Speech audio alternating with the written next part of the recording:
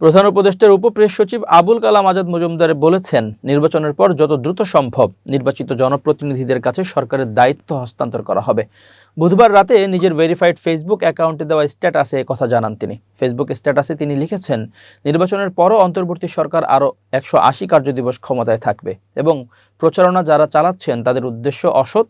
এরা কদিন আগেও নির্বাচন নিয়ে সংশয় সৃষ্টি করার চেষ্টা করেছে। এখন যখন দেখছে নির্বাচন যথাসময়ে হচ্ছে, তখন তারা নতুন ষড়যন্ত্র তত্ত্ব নিয়ে হাজির হয়েছে। উপপ্রেস সচিব বলেন, তারা লক্ষ্য করেছেন এ ধরনের অসৎ প্রচারণায় অনেক উচ্চশিক্ষিত মানুষও বিভ্রান্ত হচ্ছেন। তবে বাস্তবে এ ধরনের বিভ্রান্তিকর কোনো সুযোগ নেই। নির্বাচনের পর যত দ্রুত সম্ভব নির্বাচিত জনপ্রতিনিধিদের কাছে সরকারের দায়িত্ব হস্তান্তর করা হবে। রাজনীতিতে স্পষ্ট অবস্থান ও দ্ব্যর্থহীন বার্তা তুলে ধরতে এবারে নির্বাচনী ইশতেহারকে ভিন্ন আঙ্গিকে উপস্থাপন করতে যাচ্ছে বাংলাদেশ জামাত ইসলামী। ইশতেহারের প্রথমাংশের মূল কাঠামো সাজানো হয়েছে 5টিতে হ্যাঁ এবং 5টিতে না, এই দুই ভাগে। বুধবার 4 ফেব্রুয়ারি সন্ধ্যার পর রাজধানীর একটি অভিজাত হোটেলে আনুষ্ঠানিকভাবে এই ইশতেহার ঘোষণা করা হয়।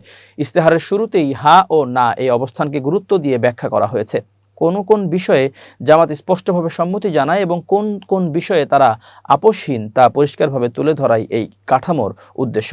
ইশতেহারের হ্যাঁ অংশে সততা, ঐক্য, ইনসাফ, দক্ষতা ও কর্মসংস্থানের মতো বিষয়গুলো অগ্রাধিকার পেয়েছে। অন্যদিকে না অংশে দুর্নীতি, ফ্যাসিবাদ, আধিপত্যবাদ, বেকারত্ব ও চাঁদাবাজির বিরুদ্ধে দলটির দৃঢ় অবস্থান তুলে ধরা হয়েছে। সরেজমিনে দেখা গেছে ইশতেহার ঘোষণার মঞ্চ সাজানো হয়েছে এই হ্যাঁ না ভাবনাকে কেন্দ্র করে। মঞ্চের নকশা ও ভিজুয়াল উপস্থাপনায় ইশতেহারের এই মূল দর্শন প্রতিফলিত করা হয়েছে, যা দলটির রাজনৈতিক বার্তাকে আরও প্রতীকী ও দৃশ্যমান করে তুলবে বলে মনে করছেন সংশ্লিষ্টরা।